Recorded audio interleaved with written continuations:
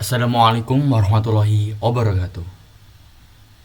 Halo semuanya, perkenalkan nama saya Ahmad Abdul Kafid dari jurusan 1 Farmasi NIM A282271108 dari Teori 6. Pada hari ini, saya ingin menjelaskan mengenai atma, obat. Bagi teman-teman yang nantinya ingin bertanya apa itu atma, bisa disampaikan dalam komentar setelah pembacaan atau pembahasan selesai. Baik, atma. Atma bisa disingkat dengan A. Absorpsi, D-nya distribusi, M-nya metabolisme, E-nya ekresi. Baik, kita lanjut. Atma talk merupakan singkatan dari absorption, distribution, metabolisme, ekskretion, dan toksikologi suatu obat. Atau dengan kata lain, atmakto adalah studi yang biasanya dilakukan pada bidang farmakologi dan farmakonika untuk mempelajari aktivitas atau toksisitas suatu obat, baik secara in vitro maupun in vitro. Seringkali, libaridation ditambahkan menjadi latme atau ditambahkan kata toksikologi sehingga menjadi atmakto, bahkan ada juga yang menggabungkan semua menjadi latmat. Ya, atma ini singkatan dari atma. Ada absorpsi, metabolisme, distribusi, dan ekresi. Yang pertama, absorpsi. Absorpsi, suatu senyawa obat dapat menyampaikan jaringan tubuh tertentu. Biasanya, senyawa tersebut harus dibawa ke aliran darah terlebih dahulu, biasanya melalui permukaan lendir ataupun mukus. Sepertinya saluran penyerapan usus sebelum diambil oleh sel target. Faktor-faktor seperti kelarutan senyawa yang buruk, waktu penggosongan lambung, waktu transit usus, kestabilan kimia dalam lambung, dan kemampuan senyawa obat untuk menembuskan dinding usus semuanya dapat mengurangi sejauh mana suatu obat diserap setelah pemberian oral. Penyerapan secara kritis menentukan bioavailabilitas suatu senyawa obat. Obat-obatan yang diserap dengan buruk ketika dikonsumsi secara oral harus diberikan dengan cara kurang nyaman,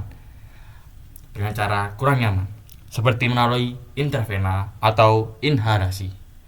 Rute administrasi merupakan pertimbangan penting dalam pemberian suatu senyawa. Baik, yang kedua, distribusi. Distribusi senyawa harus dibawa ke lokasi target, biasanya melalui aliran darah. Senyawa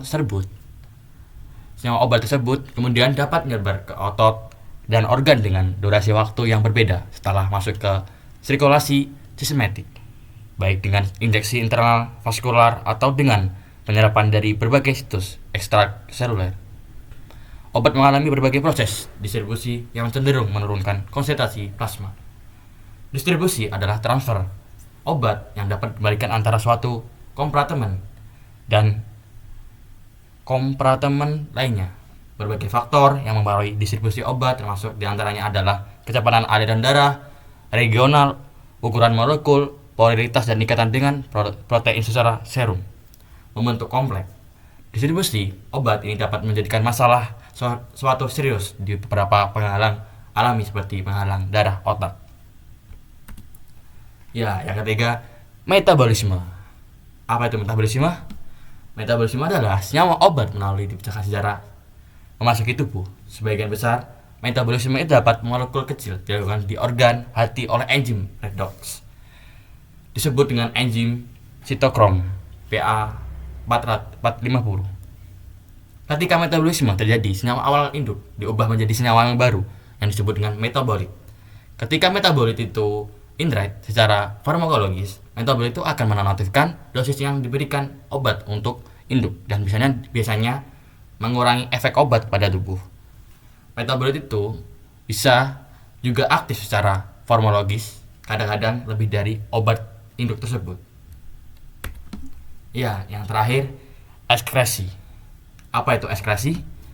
Ekskresi itu sudah disebut dengan senyawa obat dan metabolisnya perlu dikeluarkan dari tubuh melalui proses ekresi, biasanya melalui ginjar atau urin, dan dalam fases. Jika ekresi tersebut tidak berjalan dengan normal, maka akumulasi zat asing dapat mengaruhi metabolisme. Kenapa? Ada 3 lokasi.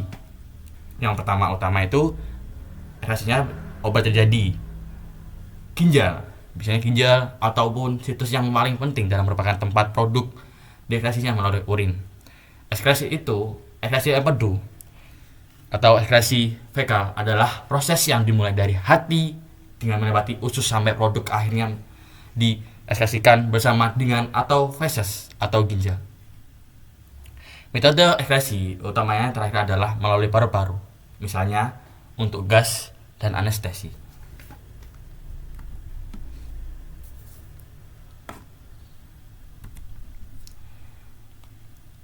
Maaf jika presentasi kurang sempurna, karena yang sempurna hanyalah kita yang dulu pernah bersama. Hidup sendiri tanpa kekasih. Cukup sekian dan terima kasih. Wassalamualaikum warahmatullahi wabarakatuh.